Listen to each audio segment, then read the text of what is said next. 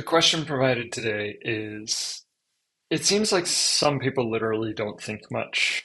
And the coach was curious if there's a spot for overthinkers in high performance sport. I'm going to push back a little bit on the some people not thinking much. Pretty much everybody thinks a lot. But I suspect what the coach is asking about is some people have a tendency to balance engaging with their internal experiences with engaging in their external experiences, responding to the world, doing things. Uh, Other people have a tendency to spend more time with their internal experiences and less time actually doing and engaging and doing observable kind of action. And it can be easy to categorize those two as like overthinkers and not overthinkers.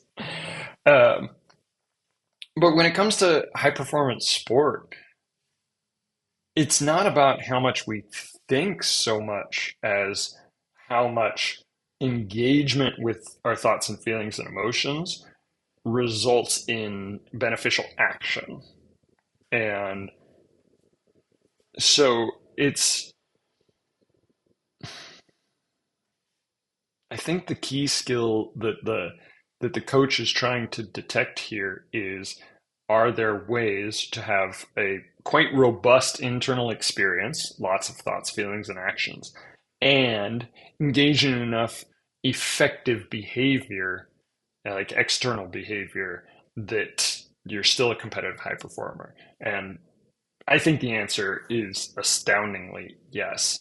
Uh, this this conversation about like the amount we engage with internal experiences versus in outward action actually reminded me of one of my favorite papers ever published. 1993 Journal of Abnormal Psychology. This paper is called Effects of Changing Contingencies on the Behavior of Depressed and Non-Depressed Individuals by Rosenfarb, Berker, Morris, and Cush. And this paper did something kind of at least novel for me. It's in some ways or another been replicated quite a few times since then. But this paper had individuals take a psychometric evaluation about depression, kind of measure how much of their behavior would be categorized as depressed, and then do a task on a computer where they had to press a button. And they press that button and a cursor moved for every so many presses. And then they pressed it a few more times and the cursor moved again. And their whole task that they were told to do was move the cursor from the upper right hand corner of their screen to the lower left hand corner of their screen by pressing buttons. As they are moving this cursor by pressing the button many, many times, the underlying rule of how many button presses or what button to press would change without telling the participant. So they'd be pressing, pressing, pressing, pressing, pressing, cursors moving, moving, moving, moving, moving. Eventually, the cursor no longer moves to that button press, and they have to go try pressing other buttons or pressing it more or pressing it at a different rate. That was the changing contingencies in the title. These are what we might call unsignaled contingency changes. And what they were looking for, what they were analyzing was, how long would participants keep pressing the button in the original way before they stopped and they were like, oh, maybe the rules have changed. Maybe I should try something else. And it turned out that on both ends of the depression spectrum, those individuals who tested as not depressed at all, maybe even rather extremely insensitive to um, social contingencies related to depression, as well as those people highly suffering from depression. On both ends, we saw them continue to engage in this kind of button pressing and button pressing and button pressing without being like, maybe the rules have changed, responding to the fact that the cursor is no longer moving. And it was only in the middle, neither very sensitive or very insensitive, that we saw individuals that would press for a little bit, be like, cursor's not moving, let's try something else. Kind of regularly detect that contingency shift.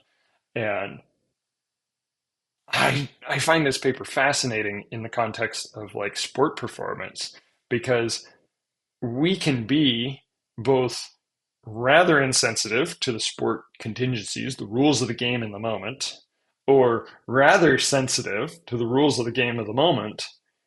And it doesn't guarantee that we're going to respond in an effective way. And so when we're trying to conceptualize what's useful, it tends to be that learning to be sensitive to a certain degree, to notice how the game is going without over focusing or over ignoring, and being flexible with the fact that the rules of the game can change at any given moment, at least like the underlying rules of the situation, is probably the most effective. And whether we have lots of thoughts about that or very few thoughts about that doesn't matter so much as how much we engage with those thoughts to produce useful behaviors. So overthinkers just as much as underthinkers, so to say, as the coach frames it, both have places in high performance sport, because it's not so frequent that we have thoughts. It's how we engage with those to produce effective action. Editing Pat here. Currently getting the full court press for a doggy dinner, so I'll make this quick. First of all, thanks for watching. I hope this video was useful, and I hope this series is useful. I'd like to ask you to share any questions that you have if you're a coach or an athlete, whether you want to post them in the comments or email me directly at patrick@coachpatricksmith.com. That'd be great. If I decide to use one of your questions, I'll make you a deal. I'll give you an hour consultation with me for free. So post your questions, the best ones that I use for videos, their authors will get an hour's consultation with me. Yeah, thank you again. And here's a couple of videos that YouTube thinks you'll enjoy.